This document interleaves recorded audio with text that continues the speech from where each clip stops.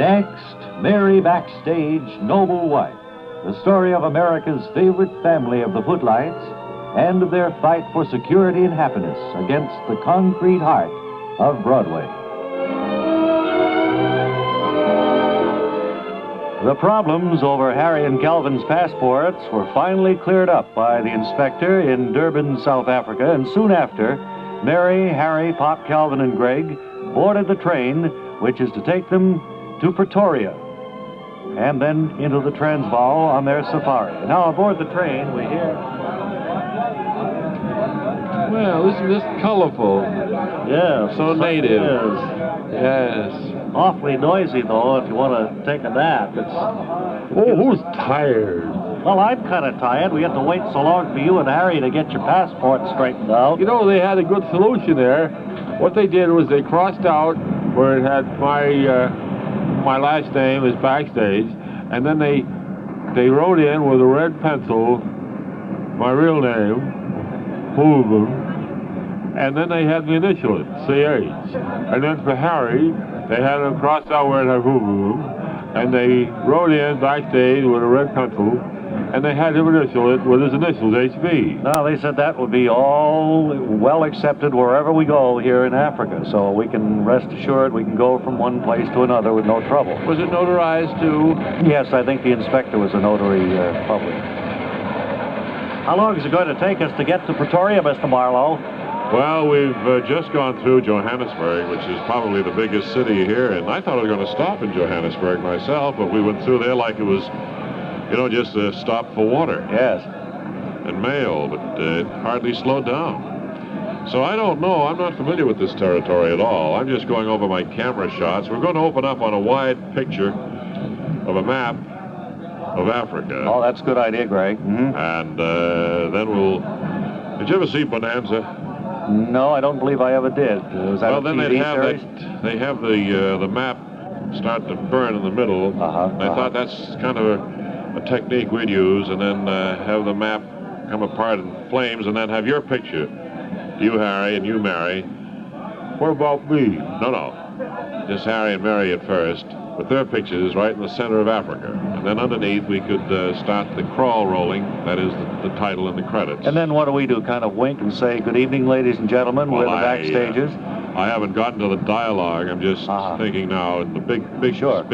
Sure thing. And then we'll cut then, of course, to some wild scenes from various countries. Like, I should actually be stopping this train now and taking pictures of the countryside here. Yes, so you're going to miss a lot. A montage of these various shots. Can you take them from the moving train?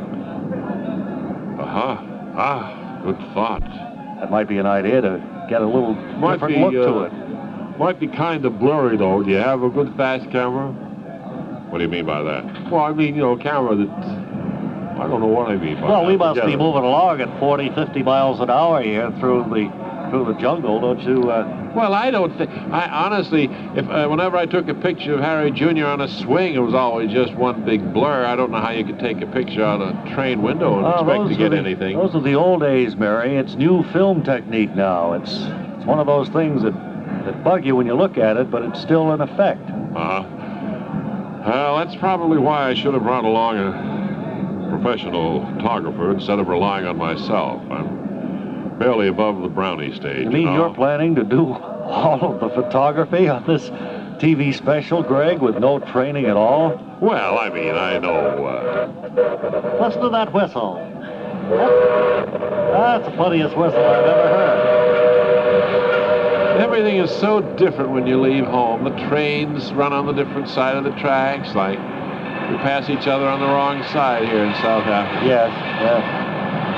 Well, I'm going to try to get a little rest before we get there. We'll be busy enough when we reach Pretoria. I just took a picture out the window, and all I got was that other train.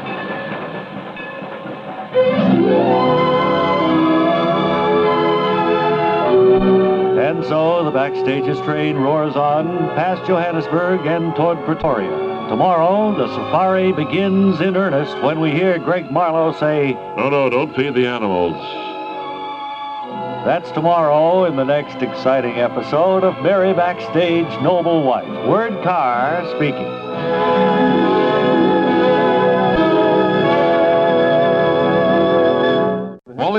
is at a highway sign company in Charleston, West Virginia this afternoon. So if you're ready with your report, come in, please. Wally Ballou. Wally Ballou speaking from the main production studio of the Terwilliger Sign Company in Charleston, West Virginia. Most of the markers you see along highways all over the country are produced here, and right beside me is one of the officials of the firm. And I think you told me your name is Leonardo Thrash. Is that correct, sir? That's right. But I'm not what you call an official of the company. I'm really an artist who happens to be in charge of the curve department. Well, you're the one who makes those arrows showing where there's going to be a curve in the highway, right? Yes, I paint the traditional diamond-shaped sign, black on a yellow background. Uh-huh. There's one over there in the easel that I just finished this morning. I see it. It's the traditional highway curve sign, all right. This particular one indicates a curve to the left. That's right. This one indicates a curve to the left. I can also paint curve signs pointing to the right. It was really my versatility that enabled me to become head of the department. Well, I think it's kind of interesting that you make curve signs here, because I noticed when I drove into your plant that the plant happens to be located on a curve itself. Yes, we're on a curve on the highway just outside Charleston, and of course we made the curve warnings that are posted out there. Uh-huh. In fact, about 95% of the curve markers that you see in the United States and Canada are produced right in this plant. Well, it must take a tremendously large staff to accomplish such a monumental job.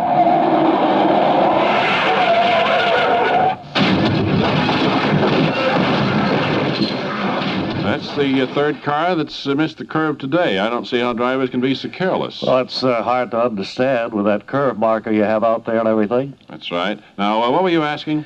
Well, I was just wondering about the size of your staff here. Well, we have 5 men working here in curves, and that was carrying an orchestra.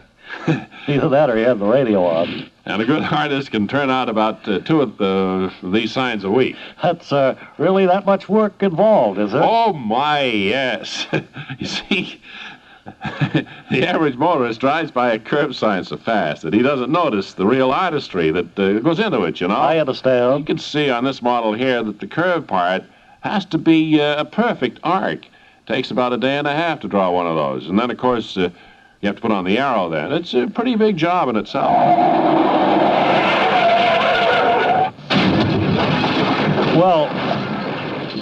Well, do you make up these signs first and then try to sell them, or are they all painted on order? They're all painted to order. We can anticipate the needs of a highway department, though. We might make up a big batch of curves to the left and then get an order for 50 or 100 curves to the right.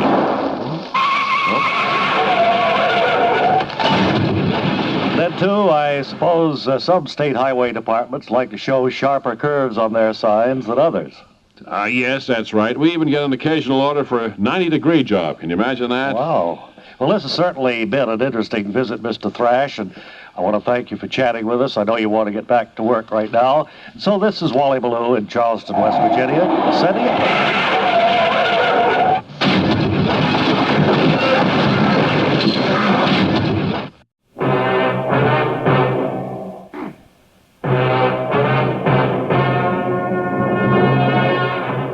My name's Sam Finch. Me and my partner, Ralph R. Kruger, Jr., we're the unsung heroes of the police force. We ride a prowl car at night. Sometimes we go around corners, sometimes straight ahead. Either way, we keep on the lookout for trouble. The other evening, I just pulled the squad car over the curb and shut off the engine when my partner, Ralph R. Kruger, Jr., turned to me and said, Why'd you pull over to the curb and shut off the engine, Sam? kind of a quiet night. I thought maybe we could catch a little nap before we have to check in with headquarters. Oh, gee, I can't sleep when it's this hot and humid, Sam. My shirt sticks to me, and I get too uncomfortable to doze off. Oh, why don't you just lean back and rest your eyes then, Ralph Jr.? No, that's no good. Leaning back just makes my shirt stick to the car seat. That's even worse. It's too bad. I think I could really doze off if you just pipe down, Ralph R. Jr. Sorry, Sam.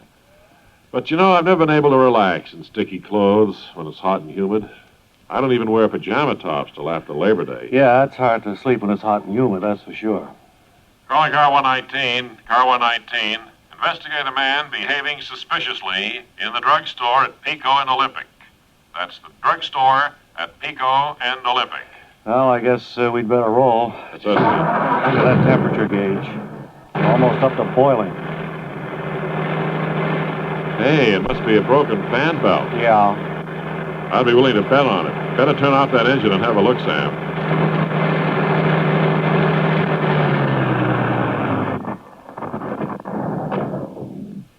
Well, maybe it just registered hot because the water wasn't circulating while we were parked there. No, I'd be willing to bet it's a broken fan belt. Careful when you open the hood, Sam. Steam could come right up and hit you in the face. Yeah, doesn't seem to be boiling over. I'll lean in and check the fan belt. Careful when you stick your head in there, Sam. You could bang it on the hood and get a nasty gash. Well, the fan belt's okay. Maybe we're just low on water.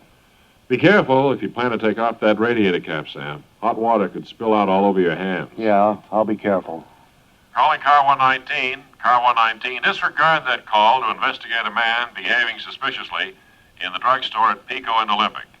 The case has been handled by the men of squad car 24. The suspect has been apprehended, booked, and brought to trial. In 1 minute, the results of that trial. While we're waiting to hear the outcome of today's exciting case, here's good news for you homemakers. You're well aware, I'm sure, that extra shiny steel ingots have been in short supply this season at your Monongahela Metal Foundry showroom. Now we're happy to say that supply has nearly caught up with the tremendous demand. You may still encounter a limit of 3 ingots to the customer in some scattered areas, but in most places, your Monongahela agent will be happy to sell you as many as you need to replace those old, worn-out ingots you've been forced to use during the shortage. So stock up today while there's a good selection. The suspect arrested in that drugstore at Pico and Olympic was convicted on 5 counts of behaving suspiciously. Behaving suspiciously in a drugstore is punishable by a term in the state penitentiary of not less than 20 years or more than life.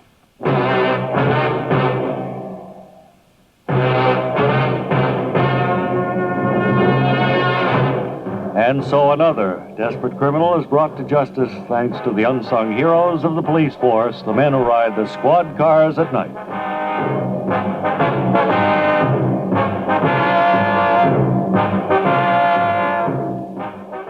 How are you, Chet? Oh, pretty well, thank you. You know, we were talking this morning at our program conference before today's show was put together about Kent Lyle. Have you heard anything from No, Kent? not a word. Have you tried to follow him up?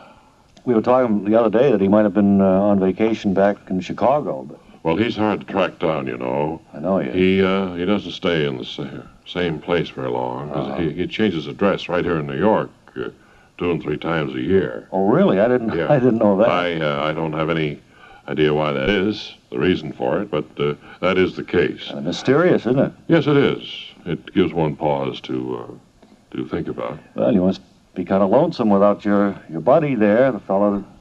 Well, I know the Buffalo gals are quite low. They quite taken with Kent. I know. And they've been calling me. I can never tell them apart. I never know which one it is on the phone, Brenda or the other one. Cobina. Yes. And they've been asking about Kent. I might mention that the Buffalo gals that Chester speaks of were the 2 ladies whom Kent Lyle Birdley and Chester were dating a few months back. They're not from Buffalo. They're called that because... Well, because they look like Buffalo. Yeah. Right. Well, if you do get any word about Chester, will you call us right away? You bet. Okay. Sure. Chester Hasbrook Frisbee.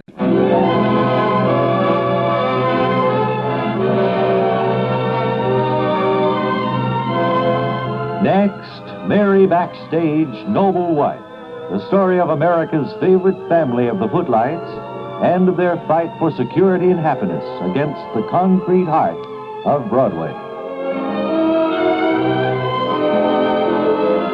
Aboard the train carrying them to Pretoria, Mary, Harry, Pop Calvin, and Greg Marlowe are beginning to experience the interesting adventure in East Africa as they make way to present their television special, or rather to film it. And as we join them, we hear Greg say, Well, we want to get, of course, many pictures of animals as we can. Because that's animals we've discovered is rating. Oh, yes. People love to watch animals They on do. TV. Especially snakes, too. Snakes kind of make a hypnotic effect on the viewer. That's exactly what it is. People stand there transfixed with mixed emotions of fear and admiration and, well, whatever. Yes, I think animals should play a big part in our TV special. definitely. You know, I have this Animals of East Africa. It's National Geographic Society book. Wait a minute. Can you identify what that is that we're just passing? Let me see.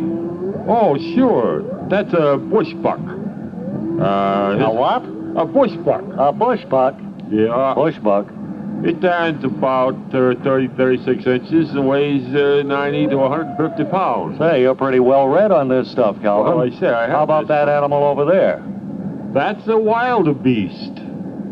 A wildebeest? Yeah. Wildebeest? Wildebeest? Why do you put the A in? You sound like you're talking with an accent. No, it's wildebeest. That's a good. A wildebeest is 4 to 4.5 feet tall. That's a good. They weigh, though, 400 to 500 pounds. Oh, well, then we don't want to fool with them, do we? No way. No. Greg, have you made preparations for us to be protected while filming our special? By that I mean, we'd hate to get close to anything dangerous and not know it. Well, I thought while I was filming, you other people could stand around with sticks in case the animals came by. Well, I don't know whether sticks would have any bearing on a lion if he was angry. You got to remember that animals are as frightened of you as you are of them. Yeah, I've always heard that. Yeah, I've never tried to prove it. No, I've never seen a fella chasing a lion, though. Have you? No, I never have. No. So once they get running one way or the other, it's always the animal chasing the guy. Yeah, that's the way it usually works out. Yes, I've never seen anybody chasing, for instance, a gorilla, a man particularly. No, Greg, I just had a good idea. A feature of our show should be some of the local talent around Pretoria. Maybe we could get a singing group, or maybe what's new in music in this part of East Africa. Well, that's a thought. What do you Hey, think that of would be good. Mr. Marlowe? Well, I think that's a good idea. Sure. Must be nightclubs in Pretoria, aren't there? Oh, I'm sure. I imagine so, sure. Pretoria, you see, is just this side of the backcountry. When we leave Pretoria, we're going to be out in what we would call back in the States the sticks. Yeah, the Transvaal, is that what they The call whole area is Transvaal, and it's, as they say, it's a long time between drinks out there. it? Speaking of that, Greg, is there a dining car on this train? Oh, yeah, sure. 2 cars forward. Uh-huh. Harry, would you like to join me for Or, I was just going to get down. Mary, why don't you come along with me? And Harry, I want you to take Greg. this book and look out. Pick out some of the animals that you think would make an interesting part of the show. How about baboons? Are they in this part of the world? I think they are, sure. Why don't you take this book, and Mary and I will go up ahead and have a little repast. Okay, Oh, that's fine, Greg. Thank you very much. I'll go along with them, Harry. No, Come you on, stay here. Calvin. No, you two stay here. Well, we want to go to the dining car, Mr. Barlow. Later.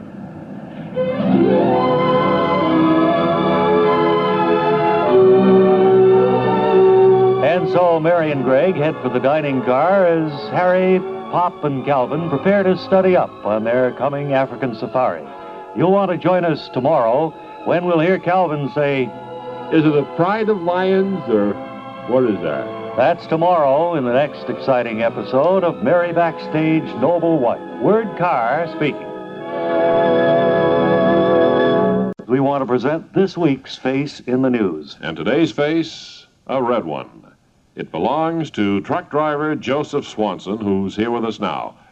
Well, how do you like having your face in the paper, Joe? Well, pretty good. It's not the first time my picture's been in the paper. Once when I was 13, there was some kind of an epidemic around, and a picture was taken of me standing on line waiting to get a shot from a doctor. And the picture of you that appeared in the paper yesterday, the one showing your truck wedged in under the Harvey Township underpass, was it as enjoyable as the picture you just discussed? Well, a picture of me standing in front of my truck shows me... It shows you there with I have it right here, with a perplexed look Yeah. as you stare at the contents of your truck spilled all over the road there. Yeah, I liked the one when I was 13 better. I was much lighter then, much wirier. Yeah. I look like a jerk in this latest picture. Well, would you tell our listeners about your poor height judgment, Mr. Swanson? Well, you know, I'm somewhat of a philosopher. Life is just a matter of inches. Sure it is. In baseball, a ball can be hit 1/10 of an inch away from a fielder. Sure. A safe could fall out of a building and miss a guy by 1/2 inch. That's right. Sometimes 3/4 of an inch can be the difference between... That's right. Look, I agree that life, I think we all agree that life is a matter of inches, Mr. Swanson, but how high was the underpass, and what was the height of your truck? Well, the underpass is 11 feet high, and my truck from the pavement up runs about 27 feet. Oh, boy. That must have been quite an impact, Mr. Swanson. Yeah, it's funny the way it happened. As I was approaching the underpass, I noticed the skull on the gear shift stick wasn't screwed on tight. The head was facing the instrument panel. And that kind of threw you off. Certainly did. Next thing I know, whammo. Well, it's lucky you didn't get hurt, Mr. Swanson. That it is. I have the protection of the foam rubber padding on the dashboard to thank for that. When I hit the underpass, I was thrown against the dashboard and snapped back into the van of the truck. I see. Well, now, Mr. Swanson, in the picture, you're staring at the contents of the truck scattered all over the road. Yeah. Would you tell our listeners just what it was you were transporting? Well, I was transporting a lot of office equipment. Desks, swivel chairs, filing cabinets, wastebaskets, desk signs, coat racks, water coolers, stuff like that. Yeah, and the picture shows the furniture all over the street. Well, now, in the picture, I see a man sitting on one of the swivel chairs that was thrown off the truck. He's got both thumbs under his suspenders, and he's wiggling his fingers and smoking a cigar. Do you know him? No, he's some wise guy making believe he's an executive. A lot of guys kid around when something like this happens. So I notice. I also see a man lying on the road adjacent to the filing cabinet. I guess he was kidding too, huh? Yeah. And I also see a man with a feather duster going over your truck with mock sincerity. Yeah, I punched him one. And how does your boss feel about all this? Well, I'm very lucky there. I'm my own boss, so I have nobody to answer to all the damages I paid for. Uh-huh. Well, you are indeed lucky, Mr. Joseph Swanson, and thank you for being such a wonderful face in the news.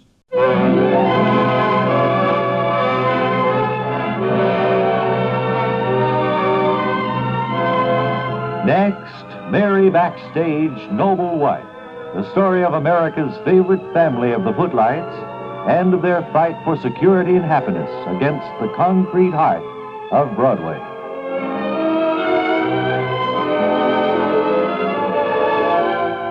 Aboard the train carrying them toward Pretoria, East Africa, where they're to begin work on their television special, Mary, Harry, Pop, Calvin, and Greg are enjoying the new sights and sounds and making notes of things to include on their show, as we hear Mary say, "Oh, my, I'm beginning to enjoy this trip now." "Yes, I am, too. I can't say I'm used to Africa yet, but I think Amazing. I will Looking get out to enjoy it. Windows and see all these animals. It's like one of those tours you could take at some of the animal parks where you're in a cage and the animals are free." I've never seen some of these critters that abound here. Calvin, you were reading up in that National Geographic book yesterday Yeah. about some of the animals, the wildebeest. Yeah. The what did you say? The wildebeest. Wildebeest? Wildebeest? I thought it was wildebeest. Well, I don't know. It doesn't say how to pronounce it in the book. No, it doesn't, but I don't know. I used to read Oscar Wilde. I never read Oscar Wilde. No, I never did either. I didn't either. I think I'll go along with you, Calvin. You know how to pronounce words best.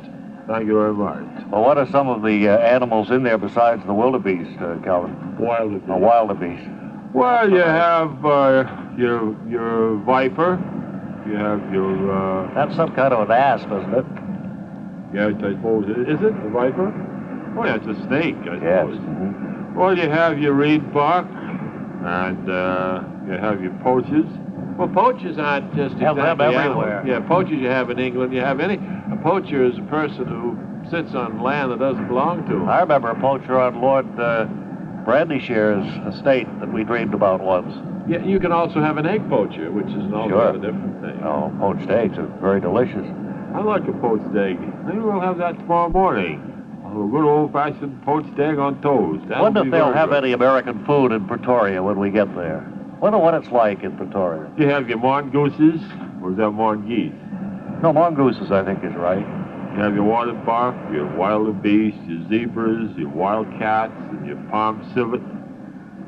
Your what? Palm civet. Palm civet. Palm civet? Palm civet. My heavens. You have your giraffe, and your hippopotamus, and your rhinoceros. Here, this book from the National Geographic has all the pictures in it. Yes, sir. Beautiful photographs, too. Something wrong? No, I swallowed a peanut the wrong way, I think. A lot of pictures of animals making a kill. I don't particularly enjoy that. Hey, look at this group coming from the car behind us. Oh, they all look like they're three sheets to the wind. They look like they're having a good time, all right. Yeah, marching through the train, singing, and that's pleasant.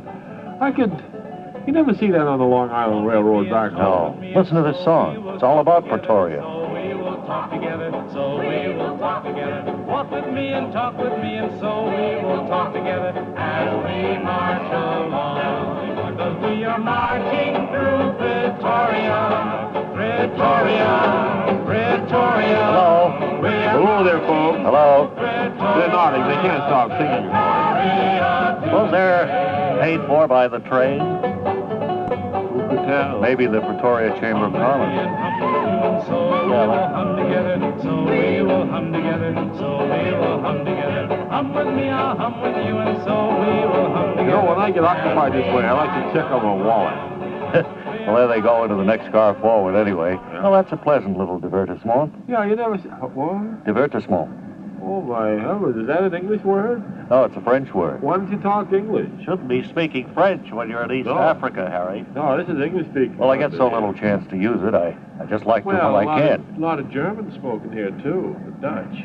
Yes, that's right. There is. Say, it seemed like the train was slowing down. I believe we're arriving at Pretoria.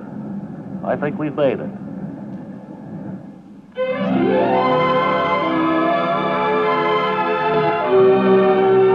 And so our friends do arrive in Pretoria, and tomorrow begin work in seriousness on their new TV special. And you'll want to be here when we'll hear Greg Marlowe say, Okay, we're going to start shooting today. that's tomorrow in the next exciting episode of Mary Backstage Noble Wife, Word Carr speaking.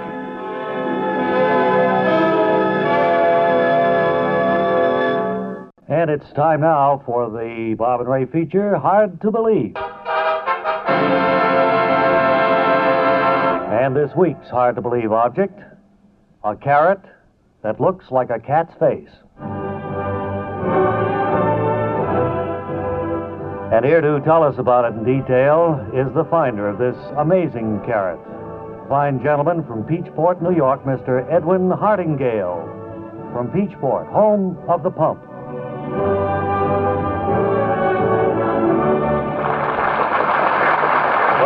Welcome, sir. I'm glad to be here with my carrot. Well, we are too, Mr. Hardingale. We're glad you're here, and I wonder if you'd hold aloft this week's Hard to Believe object so our studio audience can see it, will you? Oh, wait just a minute. It's pinned in my inside pocket here. Well, take your time. Everybody wants to see it, though. There she is. Grand-looking vegetable, isn't she? Yes, sir. Certainly is grand-looking, Mr. Hardingale. Isn't it a little shorter than the usual carrot? Well, I ate some of it on the train. But you ate around the cat's face, and that's what counts because we can still see the part of the carrot that's missing. Now, did you find this carrot on your farm, Mr. Hardingale? No, I found it in a supermarket. Oh, you did? What were the circumstances? Tell us. Well, about a month ago, I was in this supermarket, and this lady was there with a little boy. In the supermarket? That's right. Well, anyway... Don't put the carrot back in your pockets. Okay. Well, I was in the meat department, which is about 40 feet away from the vegetable department. And at the time I was in the meat department, this lady and her little boy were in the vegetable department. 40 feet away? That's about it, give or take 7 feet. I see. Well, just as I was about to pick up some lamb chops, this little boy over in the vegetable department hollered, "Mom, here's a carrot that looks like a cat's face." Oh, boy, I bet you shot right over from the meat department, That's right. I rushed over, and I kind of elbowed the boy aside, and I grabbed this particular carrot that you see me holding here. Did you hurt the little boy when you elbowed him aside? No, but the boy's mother was a little bit put out. She dropped a large can of liquid detergent on my foot. I guess you felt that the carrot was something worth fighting for. That's right. You don't get anything for free in this life, you know. It was still good enough to get you here on this week's Hard to Believe show.